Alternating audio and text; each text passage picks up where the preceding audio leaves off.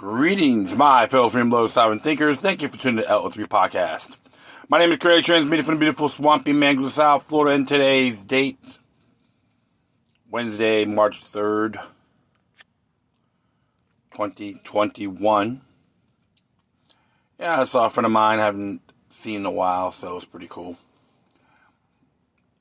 Just roaming around a little bit. I head out a little bit later on tonight. See what mood I'm in, of course. Well, enough of the small talk. But hey, man, if you want to, before I begin my little narration, if you want to contact me if you got any questions or recommendations, you can hit me at LookYouLuckNumbers03@protonmail.com. If you want to donate, it can be PayPal.me or Cash.app/LookYouLuckNumber3. And sometimes even the sites I narrate and so forth, they do have need contributions or be involved with them. You know, like be a member of these organizations or donate money to them. That'd be really cool as well. So I always like to share that input with everybody, because sometimes you always get the official narrative. Mainstream garbage media is going to teach you to be dumb, stagnant, happy. And, of course, a person like myself never bought that.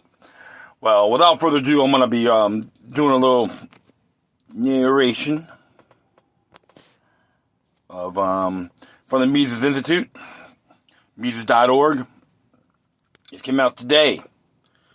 It says here, will 2021 be the year of the revolution? This is by Jerry Overall.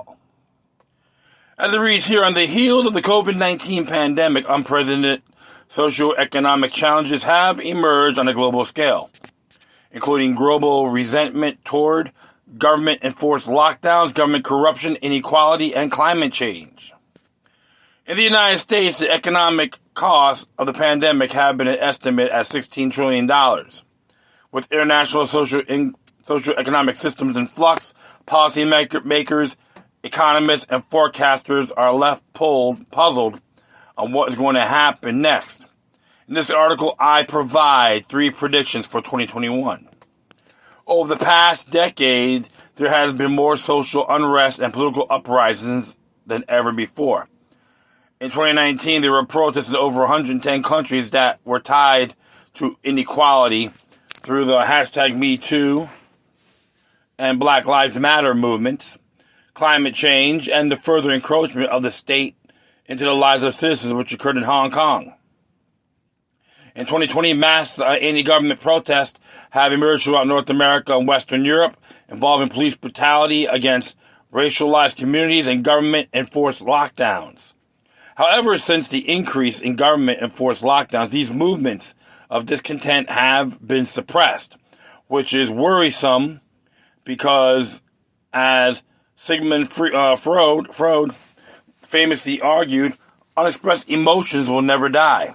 They are buried alive, and they will come forth later in uglier ways. Indeed, the unexpressed emotions fester, as we saw with the storming of Capitol Hill, eventually come out often in more extreme ways. Prediction number 1, 2021 will be the year of the revolution.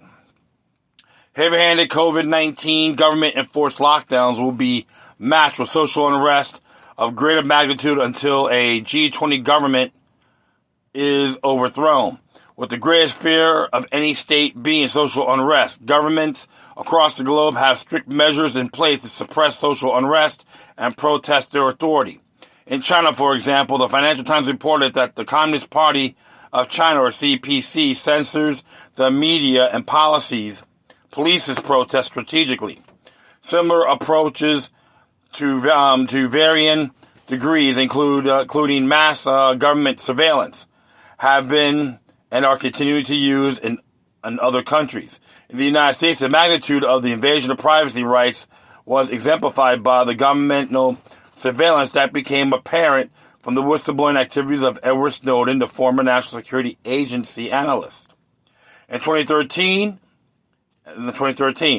in the Snowden documentation, the instance instances of mass surveillance being conducted by the U.S. government was not only localized within the U.S., but also abroad, involving foreign nationals and governments. Consistent with these privacy concerns, governments across the globe are releasing digital contact tracing technologies in the form of mobile apps. Not only monitor the movements of citizens, but also to extract their mobile phone data. The New York Times has reported that several regimes are taking this opportunity to seize new powers that have little to do with the pandemic, and without the likelihood of relinquishing them after it is resolved.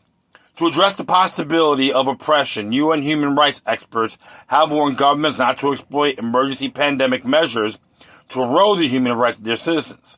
As a result of these issues, trust in the government is at all-time low. Since the pandemic emerged, almost everyone that you speak with has a theory of what they think is really going on.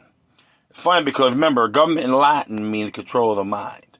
And even when these United States were formed under the Declaration of Independence, one main objective they said, if the government comes, usurp. I'm just paraphrasing, you overthrow or start a new form of government. So, our heritage as Americans, you never trust them. What's so hard about that, right? That's our heritage. Never trust the government. People are going to tell, don't believe the other propaganda narratives out there, right? Prediction number two. A high-level government official to reveal additional information about the pandemic, leading to a formal accusation against a foreign government. To restore trust, it is expected that a high-level whistleblower from a G20 government, similar to the Snowden case, will be used to provide evidence that a foreign state manufactured the virus is an act of biochemical war. Biochemical warfare is not a new phenomenon. It has been used by British colonialists when they gave the indigenous people of Canada blankets infected with smallpox. This caused many deaths in a localized epidemic. With the international collision that occurred during the 2016 U.S. presidential election, the U.S. government is sensitive to foreign entities interfering in its affairs.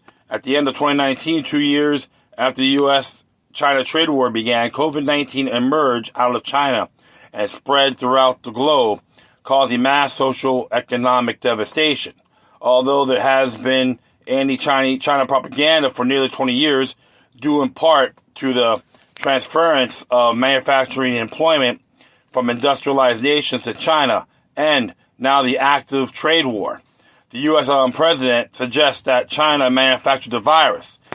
In August 2020, Forbes published an interview with Dr. Mark Corda-Peter, a physician and blood defense expert for the U.S. Army, where he concluded that COVID-19 has some desirable properties as a bioweapon, but probably not enough to make it a good choice for military purposes. This formal accusation will likely trigger an us versus them mentality in the United States, centered on stimulating nationalism and reducing social unrest. This approach has been used by the U.S. government for nearly a century. Specifically, the U.S. government has consistently portrayed an enemy figure that citizens need to fear and be protected against. The 20th need to be feared and be protected against. In the 20th century, enemies were Germans, Russians, communists, Japanese, and Middle Easterners. In the early part of the 20th century, citizens were programmed to fear the Islamic terrorists. In these instances, the government is positioned as the only protector of citizens against foreign enemies. Although it is expected that China will deny these accusations, there are four possible motivations for using COVID-19 as a biochemical weapon. A retaliation for the U.S.-China trade war, which caused the Chinese economy to slow to its lowest level in 3 decades.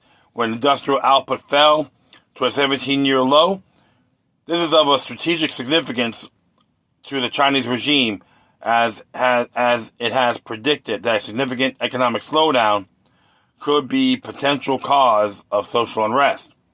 Much of the charging of Beijing, there was mass social unrest throughout Hong Kong from 2019 to 2020, costing the regime significant domestic and international challenges that persist today. B. Retaliation for the support given by the U.S. government to the Hong Kong protest movement, rights of the Tibetan people, and international rights to Taiwan. All three locations are of strategic importance to Beijing. C. The pandemic has caused economic devastation and mass social unrest in the U.S. Depending on the magnitude, this has a potential to cause the U.S. government to redeploy portions of their military from key international areas like the South China Sea, which is of utmost strategic importance to China, to domestic locations. Consistent with this prediction, to counter the Capitol Hill riots of 2021, the U.S. government summoned to the support of the National Guard. D. In recent years, Beijing has focused resources on shifting their economy from manufacturing to service-based. With the pandemic forcing service-based employees work remotely, we are seeing a surge of digital nomads and remote workers. This has created an international labor market whereby organizations are able to hire international employees and allow them to work remotely from anywhere in the world, like the transference of manufacturing employment from North America and Western Europe to China that began 20 years ago. There are significant cost savings available to organizations that begins resulting their managerial and staff positions from the international labor market, and in particular China. Now, prediction number 3, universal basic income. As we saw with Hong Kong protests, people who have nothing to lose are more willing to revolt. With this in mind, to appease the population, curb social unrest, and restore trust in government, a universal basic income will be announced this year. By doing this, citizens would become increasingly reliant on the government for monetary support, and as a result of this dependence, less willing to revolt. So it'll be more of a blackmail, you can say. What we're looking at right now, my friends, is they still want to pull the strings. It's the populists versus the technocrats. The technocrats been controlling a lot of things. Social justice, warrior movements, and all that too. You can add that to the list. They love division. Then they want to comfort us. We're like their lab rats. That's what they want you to believe. And this is why liberty is self-reliance, volunteerism, etc. Liberty means freedom plus morality. We're all sovereign people with natural rights. The statists don't want you to know that. The control freaks, the technocrats, the New World Order, it doesn't matter. CCP, it don't matter. They're all on the same storm. They want to contaminate the whole planet and try to treat us as their house peasants. So, folks, always got to look at the bigger picture, read between the lines. Don't get caught in their bear trap, because they can burn you and everyone else you love.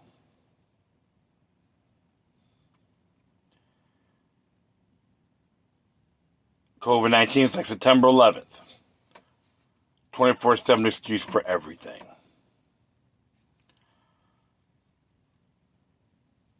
What you gonna do? I say keep on fighting the good fight. Spread that information to everyone you know, with love and in good faith. Well, let's let you folks know that will be it. I'd like to thank everyone for listening. Plus, feel free to download and share us throughout your social media networks. If you have any questions, comments, or something that's interesting you want to check out, whatever you do, please send your correspondence with Decorum. Furthermore, I'll leave the footnote of this article on my speaker page. You can hit me at LokiLuck number 03 at protonmail.com.